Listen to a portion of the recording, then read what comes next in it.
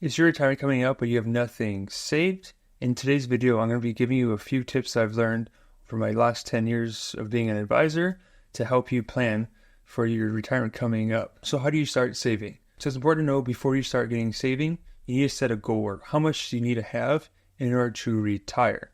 So in order to do this, you just got to figure out how much income you're going to need to support your lifestyle in retirement, add any kind of guaranteed income streams you have going on, whether that be pension, Social Security, any type of rental income that you think is going to continue on to retirement, add those up. Whatever you're short or however how much more you need, it needs to be replaced through other means. In most cases, it's going to be retirement savings. So depending on the percentage you want to use, some people use the rule of 4% or 5%. So essentially every $100,000 you have saved, that's $4,000 per year of income that you could rely on. So if you're short, let's say $12,000, you need an extra $1,000 per month to retire on, you need a total of $300,000. That should be your target plan. Now that you have your target number in mind, next you need to go ahead and look at your monthly budget to see if there's any changes that can be made to reduce costs, because the less you spend, the more you have left over, the quicker you're going to be able to hit those goals. So you need to rework your budget as much as you can to start freeing up some kind of a cash flow. And once you get that figured out, any cash that you do have able to save, the best ways to get started is usually using some type of tax advantage account. So if you're employed, your employer will usually have something available to you.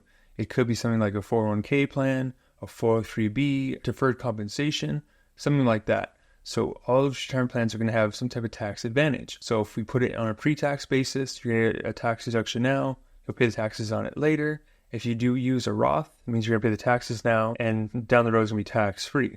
You're free to use anyone that you would like. If you're in a situation where you don't have enough saved retirement, chances are your income's going to be looking at falling off a cliff, and that's why you're watching this video. And if that's the case, pre-tax might be the way to go. If we expect our income to be less in retirement than it is now, the lower income is, typically, lower the taxes will be. So pre-tax savings might be the way to go. But of course, keep in mind that taxes are always subject to change. If something were to come up, maybe Roth would be better. So it's important to consult with an advisor to figure out which route is best for you. Now, one exercise you can do if you need a little bit more motivation to really get started is just converting the number amount of paychecks you have left until you plan to retire. So you plan retiring at 65, you're currently 60, that's 5 years left.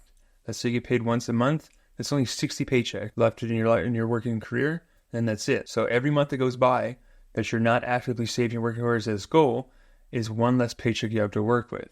So you have a limited supply left. So it's important to make the most out of each one. Now, as far as cutting budgets and savings, there's only so much we can do. At some point in time, we're going to figure out, hey, we need to make more money. If we can increase our income, therefore we can increase our savings much faster.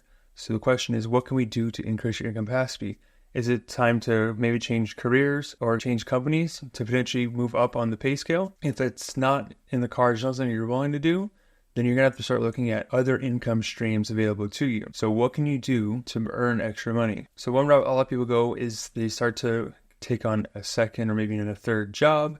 So that's something you could definitely do if that's available in your area and you find something that is actually hiring and paying you a reasonable wage to actually make it worth giving up your free time. Other things you could consider doing is looking to maybe potentially start your own business or being contracted as a 1099 or kind of an independent employee.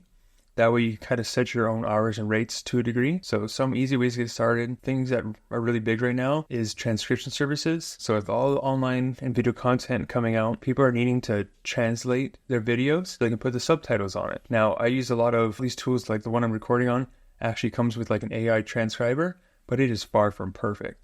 Especially when I use any type of technical language or my words aren't quite clear enough, the robot that translates isn't going to be anywhere near what it should be. And I don't have the time to do it myself. So that's where someone like you potentially could come in, review you're basically just going to listen to the video and type it out as you hear it. So you could, that could be a potential income stream, something you could do from home, doesn't require a lot of time, easy to start up. So that's one route you could go. Another income stream that I've seen a lot of people start gravitate to is starting to teach English. So other countries that want to learn English, they need English-speaking teachers who are fluent in it. You don't really need to have a certification other than know English and know the proper grammar and spelling of things. And you can just essentially set up kind of like on a Zoom meeting, and you're able to teach classes for English to kids around the world. So that is another area that is growing that could be an easy path to start increasing your income. Now, another way I've seen people start bringing extra income is they start selling their knowledge. So just like how I do on YouTube here, where I record all of the Insight with Washington State employees, you are also able to do the same thing. So if you wanted to create an online course, and it could be about anything, it could be about, sewing, fishing, hunting, anything you're passionate about that you think that others could find value in, you could essentially record educational content, package it up as a course, and you could put it all online available for sale. There's a lot of platforms where you can purchase, beginner classes on, how to garden or how to set up my computer properly, and you can sell them for $10-20. So it's not going to make, a ton of money up front unless it, takes off. But it's just these little things. The more things you put out there, the more tiny income streams you can start to build. One really cool one that I saw recently was actually an article on a teacher who actually started selling her lessons plans online, or started helping others create lessons plans. So she actually just, creates a lesson plan for, let's say, 8th grade English, and she puts it up for sale.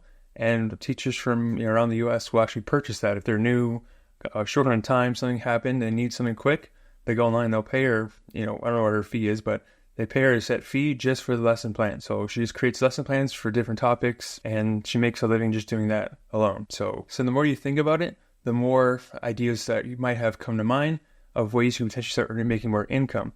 Now, increase your income is key if you want to get to your retirement savings faster. And when it comes to when my money starts getting invested, a lot of people will ask, how aggressive should it be? What stocks, funds should I buy? And most people end up just choosing things that are safe, because I don't have a lot, so I need to keep it. I need to keep it safe so I don't lose it all. I understand where that mindset comes from.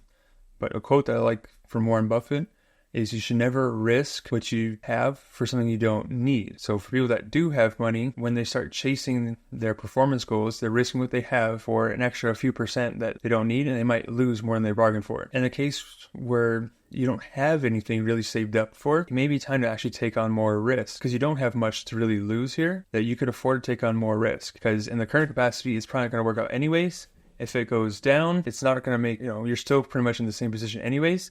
If it works, it could help you reach that goal a little bit faster. So you don't have to be aggressive forever, or just go to, on a scale of 1 to 10, you don't have to be maxed out at the 10. You could just go from, being a 5 to a 7 or something like that. So think about taking on just a teeny bit more risk to help push the rate of returns of the little time you have left in the market in your favor. So something to consider when doing your investment research and planning. Now, the last tip I have for you is just starting to change what your retirement plan looks like. So if at 65, it ain't looking good, maybe you have to push back to 66 or 67.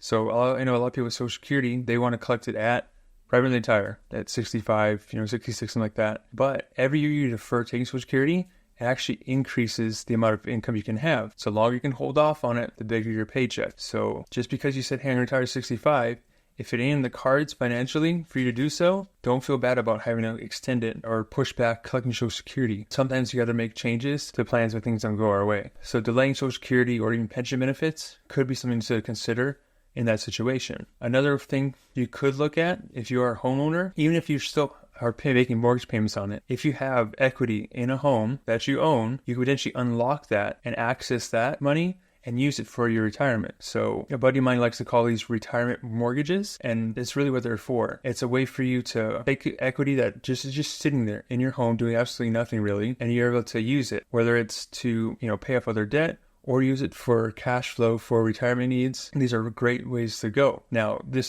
the technical term that you are probably most familiar with is reverse mortgage. So many people have this misconception that reverse mortgages are bad. The bank takes your home, they're really expensive. And for the most part, that's all false. A lot of people really don't know where that information comes from. They kind of picked it up somewhere along the road. For the most part, reverse mortgages work exactly like a mortgage you're probably used to. So the bank isn't going to come and take your home from you unless you fail to upkeep your home, you don't live in the property anymore, you're not keeping it insured, and you're not paying the property taxes on it.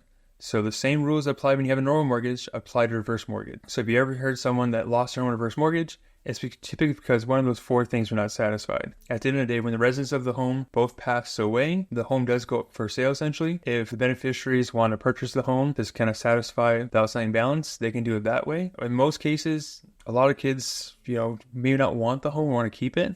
So they'll, sell the home, the proceeds, part of it will go to pay off the reverse mortgage part. Anything remaining gets split among the surviving children. So reverse mortgages aren't as bad as many people think. Now, how can it be advantageous? If I have $100,000 that I'm still owing on this house, and that's also why I'm working, because I can't, stop working because the mortgage is too high, and so I have to keep working to pay it off. You actually could do a reverse mortgage. Let's say you had $300,000 in equity in that home, and let's say you got a line of credit of, let's say, $200,000 or 60% of it. The numbers are going to be different depending on, demographic and age groups and stuff. But in that case, the first rule of reverse mortgage is it has to pay off the current balance. So if I took $200,000 of the equity out and I paid you, half of it went to go pay off the current balance, I still have $100,000 remaining of essentially like a line of credit that I could use. So all you did there was unlock the equity that you already have in your home that's just sitting there. The mortgage is now considered paid off. You stop having a mortgage payment and you have access to an additional $100,000 used as you see fit. Now, is there interest and fees associated with it? Of course. Anytime you have access or equity, you're going to have to pay some type of fee. But is it better than paying a couple $1,000s a month in mortgage or giving up retirement years just to avoid a small fee or interest payment? Most times it's probably not. A lot of people just don't know this wasn't even an option to consider before saying no to it. So reverse mortgages is something to consider. It doesn't mean it's not right for everybody, but you should at least look into it before ruling it out. And reverse mortgages work a little bit differently than home equity line of credits, which a lot of people are familiar with. Home equity line of credits can be called upon any time. Reverse mortgages, they can't call the loan back. So you don't have to worry about the bank reversing the decision or closing the line of credit. That loan is yours. Reverse mortgage line of credit actually has a guaranteed interest growth on it. So it's set at 0.5% higher than whatever interest rate they're charging you on it. So the line of credit actually does grow over time. Home equity line of credits do not. They stay flat. So they don't increase in value over time. Now, in the event that your home is actually worth less than what you initially had it valued at, so you're considered underwater, reverse mortgages are non-recourse loans. So if the bank has, you have a credit of $300,000, but the home's only worth $200,000 at the end of your life, they can't come after your beneficiaries for that extra $100,000. They're non-recourse loans. The bank has to eat that loss. So there's a lot of protections put in place, and these are federally insured loans, by the way. So a lot of the risk and scary things are all just myths about how the way reverse mortgages work. So reverse mortgages are something that I think everyone should at least consider looking into as they approach the age of 62 when you're first eligible for it, because there are many use cases, whether you're using it to pay off debt, help fund your retirement, maybe it's even to fund your long-term care expenses. There are many ways that you can use this program for your benefit. So as you can see, while it might be scary that the clock is ticking, you don't have a lot saved, there are things that you could be doing today to start making things improve your situation. Whether that's, diving into your finances to cut budgets, getting a second stream of income, building up a second, third, or even fourth stream of income, or even looking at unlocking equity that's locked up and not doing anything for you to potentially catapult you to retirement much earlier than you anticipated. I'll link a few resources down below in the description. Please reach out with any questions you guys have, and I'll catch you guys all next week. Remember that your future depends on what you do today.